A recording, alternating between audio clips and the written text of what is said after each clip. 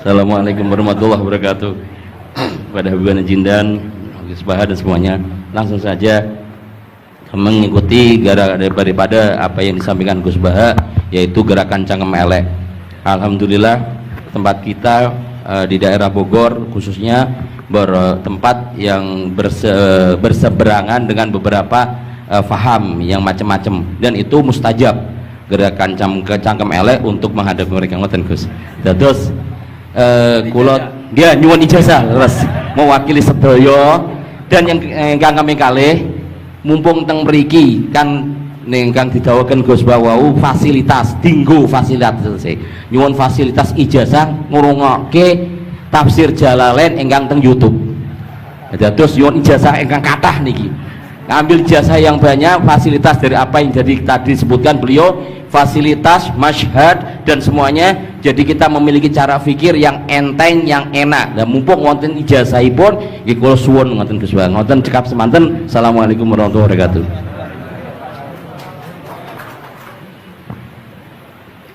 Assalamualaikum warahmatullahi wabarakatuh. Gus Pak, saya Nawawi Bahrudin. Kalau secara organisasi saya dari PCNU Kota Tangerang. Saya Mustasar. Bersyukur sekali saya bisa berjumpa dengan Gus Baha dan Habib Jindan, yang beliau ini keduanya adalah idola saya. Kalau boleh ngaku, saya ini ngaku sebagai santri kalong virtual via YouTube Gus Baha dan Habib Jindan. Jadi apa namanya, sejak kecil saya ini dididik secara tradisi tasawuf yang agak tersangat keras begitu ya. Kalau saya boleh cerita nih, ada ponakan saya nih Ustaz Samsuri, kami tuh keluarga besar kami tidak ada yang dulu miara TV Gus, televisi nggak ada, bunga bank juga susah gitu, musik itu haram, speaker ini juga haram nih dulu. Nah perkembangannya kemudian sampai semakin besar, ada idola-idola kami yang agak keras begitu melontarkan kritik kepada pemerintah, yang kemudian itu membuat saya galau gitu ya, kenapa ulama-ulama kita bersikap terhadap pemerintah keras memberikan kritik. Nah saya menemukan jawaban bertemu dengan Habib Jindan via YouTube tentunya dulu ya, walaupun saya kebetulan pernah juga silaturahim, kemudian juga dengan Gus Baha. Ini ada perspektif yang berbeda gitu ya, antara relasi ulama dengan umaro. Pendekatannya itu tidak yang kritik, yang bukan sekedar kritik tapi adalah menghujat. Nah ini saya temukan formula yang sangat menjawab kebutuhan saya pribadi, sehingga istri saya ini udah mulai cemburu sama Gus Baha karena saya terlalu sering nonton YouTube Gus Baha. Gitu. Nah yang kedua soal sanad ya, salah satu bukti saya pernah dengar cerita Gus Baha, agama itu adalah bir riwayah, oleh karena itu perlu sanad. Nah saya merindukan bersanad dengan Gus Baha nih, tapi kan saya bukan santri yang secara langsung, oleh karena itu dalam kesempatan ini saya ingin minta rukhsah sebetulnya Gus dan Habib, kami ini kalau boleh mewakili diakui sebagai murid Gus Baha, bisa bersanad walaupun dalam pertemuan tatap mukanya saat ini aja baru. Mudah-mudahan ke depan bisa dilanjutkan. Terima kasih Gus. Assalamualaikum warahmatullahi wabarakatuh. Nggak apa-apa Ustaz, sahabat aja sekali ketemu Nabi langsung jadi sahabat kok. Baik, Gus Baha barangkali duluan. Kiai Abdurrahman Sahal, Kiai Ustaz Nawawi. Gus yang bagian ngeleng-ngeleng. Iya. Hafal saya Gus.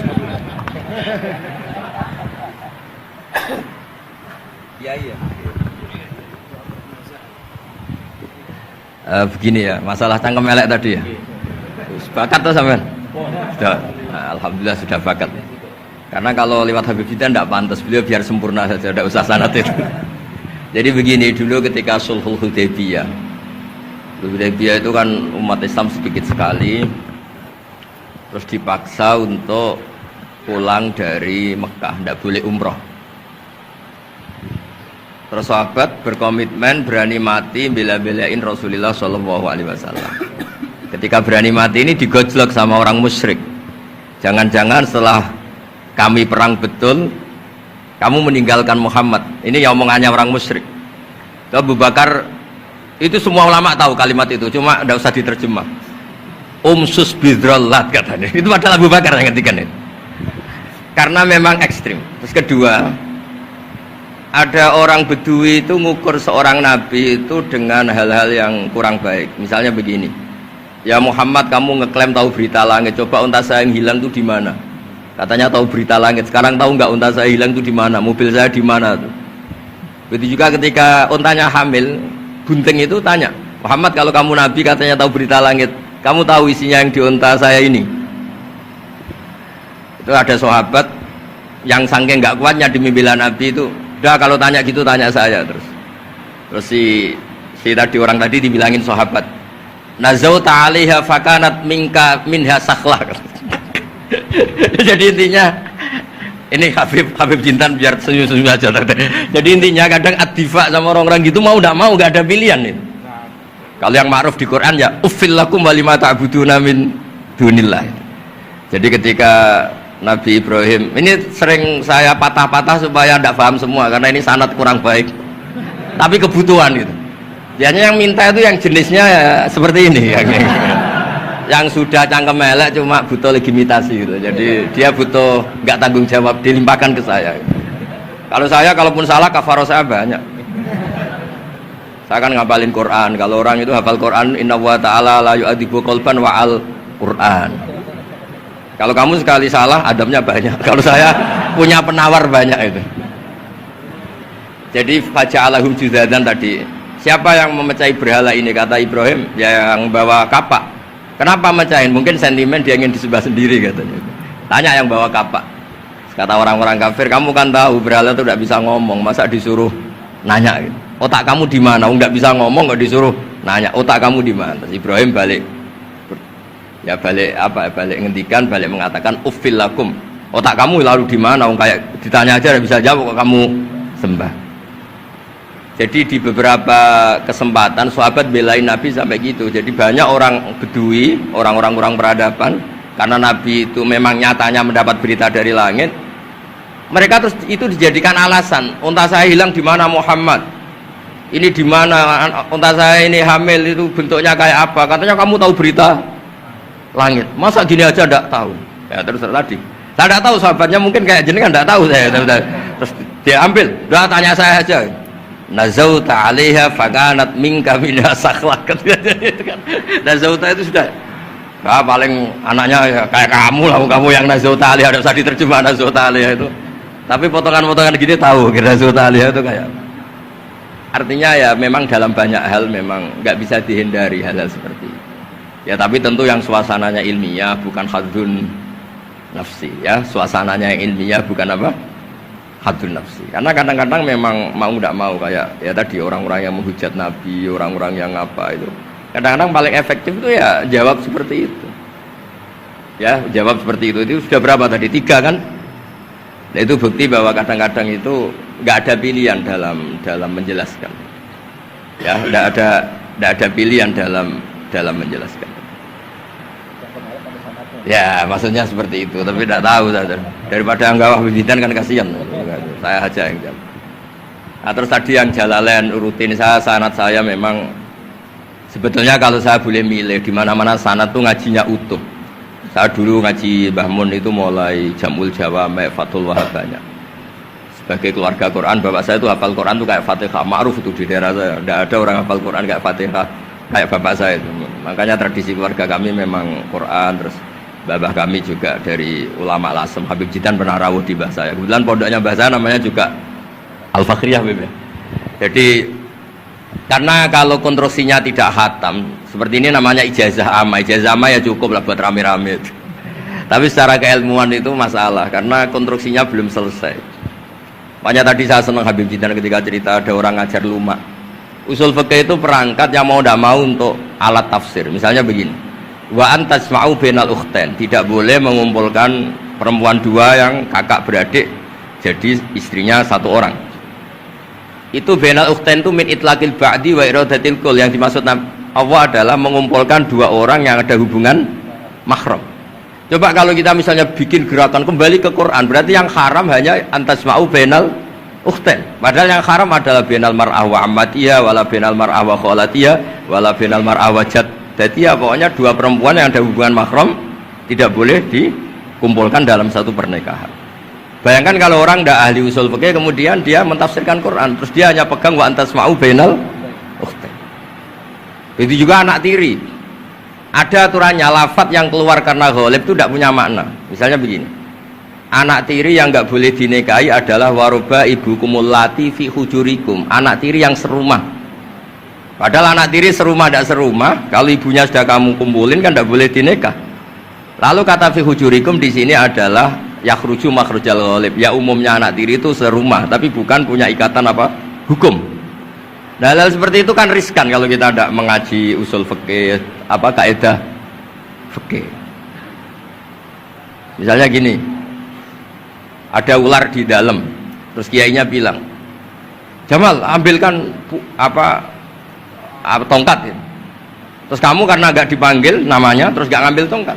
Oh yang dipanggil Jamal bukan saya. Ini santri geblek dah.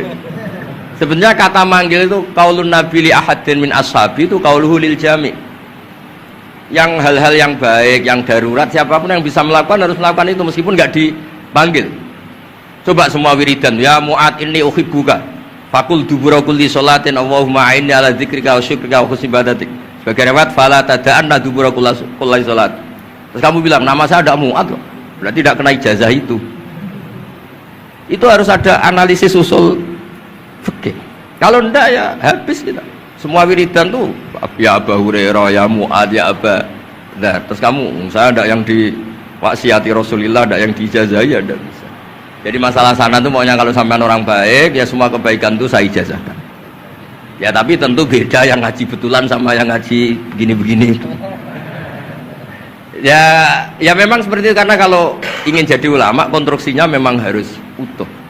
Karena tadi ada usul fikih, ada kaidah fikih, ada macam-macam kayak tadi wa antasma'u bainal ukhtain. Itu ya zaman Nabi Sugeng sudah nambahi wala bainal mar'ati wa amatiha. Tidak boleh menikahi istri dan budenya atau bulenya. Nah, kenapa Nabi tidak bilang wala bainal mar'ati wa jaddatiha? Kayaknya orang kelainan kalau kepikiran seperti itu.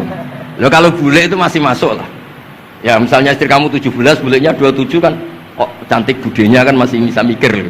Tapi kalau istri kamu 20, mbahnya 80 kok kepikiran itu kan.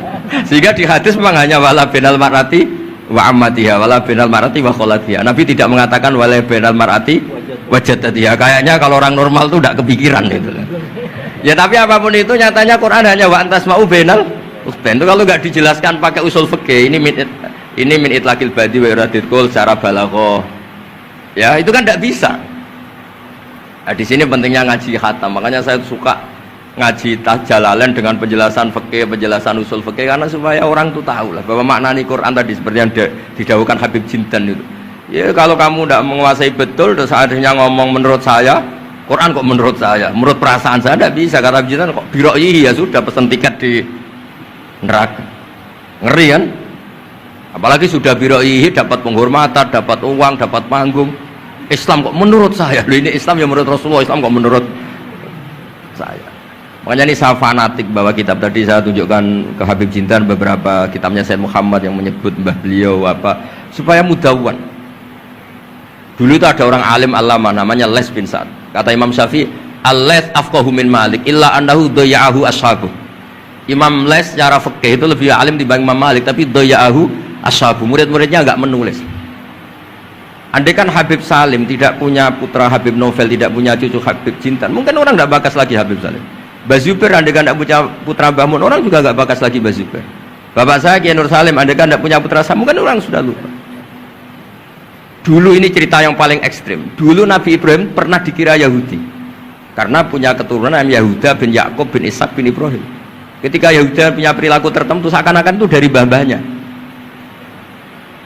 Baru setelah Rasulullah SAW memaklumatkan ad-dinul hanif, ad-dinul Islam millatun hanifiyah, millata abikum Ibrahim. Baru terpulihkan nama Ibrahim. Makanya kalau dalam nasihat Arab itu kama takarrama bi Muhammadin adnan. Dulu orang tuh nggak tahu Adnan itu siapa, Qusay itu siapa, Kilab itu siapa. Gara-gara punya cucu yang bernama Rasulullah Muhammad SAW, Sayyidul Khalqi, orang nyari-nyari Abdul itu siapa, Abdul Muthalib itu siapa, Hashim itu siapa. Akhirnya diketahui Sayyid Abdul itu orang yang ganteng, perilakunya baik. Abdul Muthalib itu orang yang pertama sering makan-makan, ngasih makan orang haji, gini-gini. dikatakan Syaibatul Hamdi karena terus orang ini dikatakan wasumi afisul bin Nabi sallallahu alaihi wasallam dzakara wa ta'ala walabba, ini dikatakan kusoi litakosi fi biladi atal kosia, terus dikatakan kilab lika seroti takalubi fil ardi karena orangnya aktif sering berjuang di mana-mana terus. Jadi makanya kalau jenengan punya anak punya cucu didoakan jadi orang baik karena status anda ini tertera cucu-cucu anda. Lho nggih misalnya bapaknya sampean alim terus putune nak domino di situ mabuk-mabuk di situ itu disatakan makam keramat apa tempat mabuk. Nah, makanya dzurriyyah ini penting. Makanya ketika Allah memberi hadiah pada Rasulullah Muhammad SAW kepada semua nabi dia disebut wa ja'alna dzurriyyatahu humul baqin. Ketika dikatakan kalimat tauhid juga wa ja'alaha kalimatam baqiyatan fi aqibi. Makanya ukuran orang baik itu ya anaknya, cucunya, apa-apanya karena ini yang meneruskan status kita. Ya jelas ya. Itu kalau anda ini ngaji khatam konstruksi itu tahu. Tapi kalau tidak khatam ya hanya modal qabilna terus. Ya tapi ya gak apa-apa daripada sama sekali. Malah yudroku kulluh la yudroku. Nggih kersane disambung Habib Citra.